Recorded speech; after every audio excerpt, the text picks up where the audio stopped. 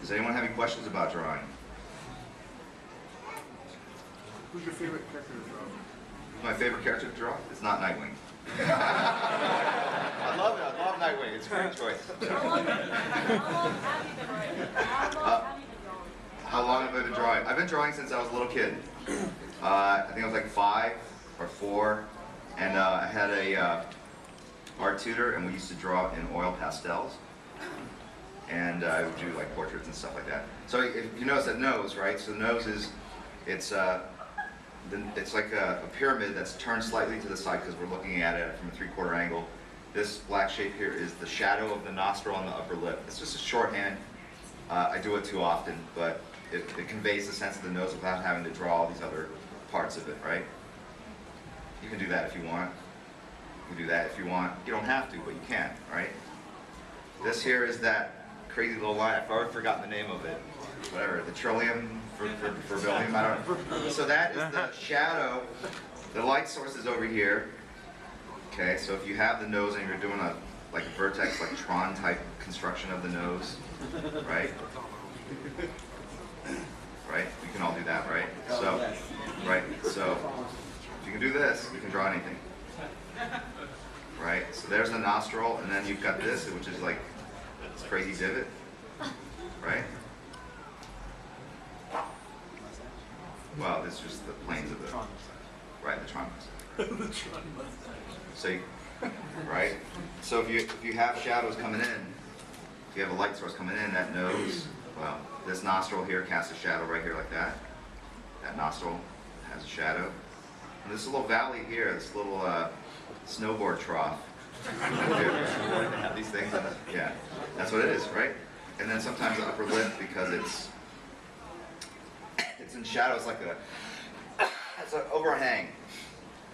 And then you have a lip here, and the lip casts a shadow. And you would think it'd be square, but it's not, because the chin is bulbous underneath. So the chin forces that shadow to behave and bend to its width, right? Okay? So those are all very subtle things. I do think about it as I do this. You might not see the subtleties in a drawing this size. Right? So I've shown you the way, and now I'm going to use that technique.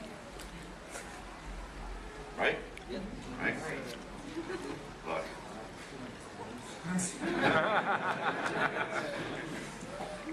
Alright, and he's got like a little dimple there because he's so cute. Alright, here's his jawline. If it was Batman, it would be like 90-degree angle. Okay. Right? And then his hair, he's got a pretty low forehead. Because he's younger, like the hairline's gonna be a little lower. He's gonna be sideburns. Now the ear, I draw the same ear on every single character. I apologize for shortchanging you guys for so long. But Wolverine's ear is exactly the same as Wonder Woman's. Same. Yeah, that's how I make money drawing.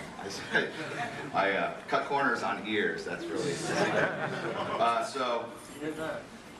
Absolutely freaking right. All right, so look, so you have the ear goes up and around, and it's like kind of that question mark, right?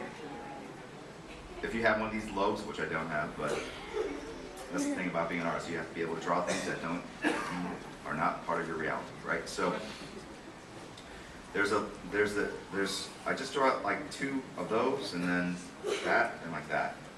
That's it. And sometimes, for extra credit, I'm going like that. So I just memorize those lines, and that pretty much counts for 90% of the ear. So if your ear doesn't look like that, you're a mutant. But so mutant in the best sense, right? So shadow right there. Same way if you were to draw little vertices, it's like little caves. Right? So there's your ear. Okay, so using that as a template.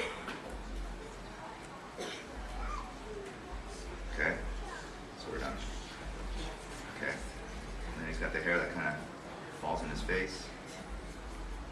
How annoying would he be to hang out in real life? He'd be like constantly like, let's go fight crime. Yeah. Like, oh my God, he just cut it? What? Anyway.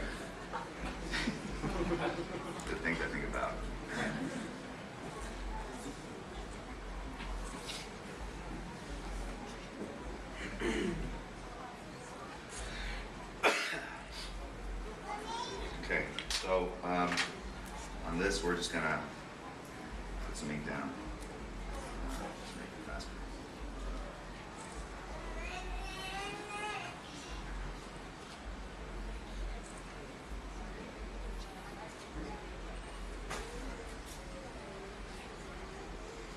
So with these shadows here on the neck, it's the white areas are the highlights, which are basically the high points of the cylinders, the cords that kind of go up, the tendons and the muscles and whatnot.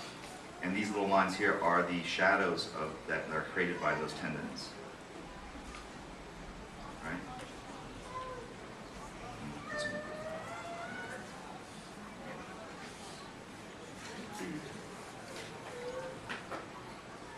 And I could blacken his entire hair, or I can just blacken in the shape underneath the light source that's above here, right? Exactly. Let's go fight some crime.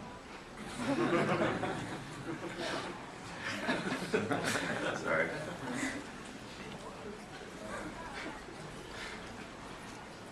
All right. And then you will have shadows underneath here, because he's also a little crazy.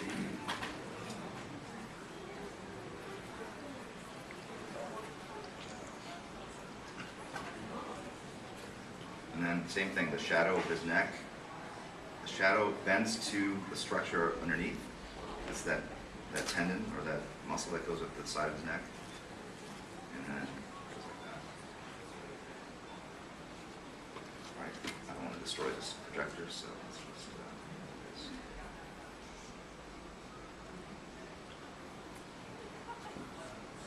Right. So.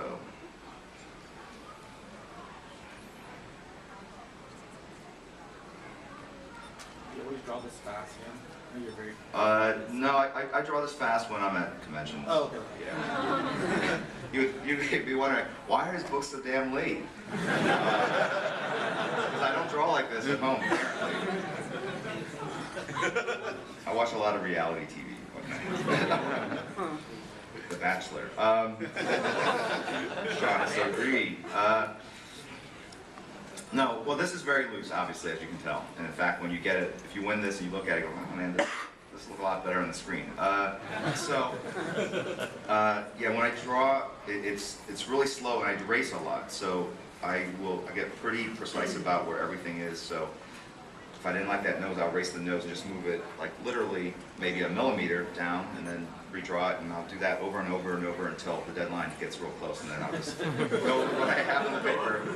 Unfortunately, I am trying to improve on that technique. I don't know.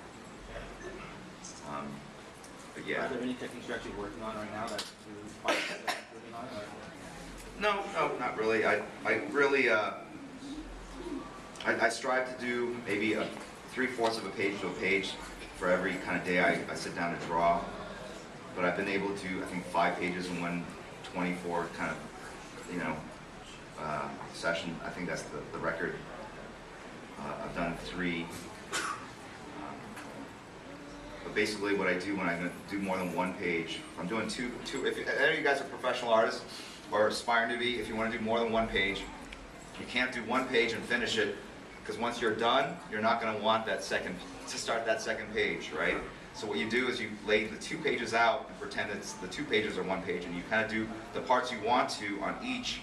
You get closer and closer, but make sure you don't finish before it's too early.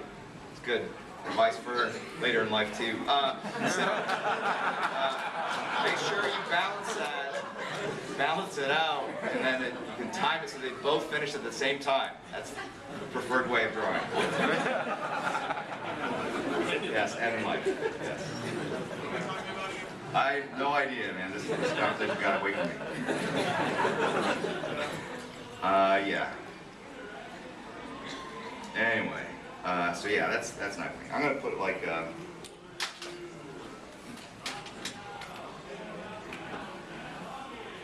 So this is a Presto. It's made by Pentel. It's a jumbo correction pen. I don't know what people use it for in real life. Well, you would use this stuff back in the day when there was typewriters, and you were forced to like fix things. Everything's on a computer or sent through via email. What do you use this for? Typewriters still exist. Yes. Do they? Do they? Easily exist. I use this for art, but I can't imagine that there's much of a market for it. So I don't know what people do with this. Maybe they sniff it. I don't know. So yeah, don't do that, kids. So you can go in and kind of do some, add a little detail. If this were dry, this would look a lot better, 100% better, but it's still wet. I know, shortchanged you again. All right, so how am I gonna give this one?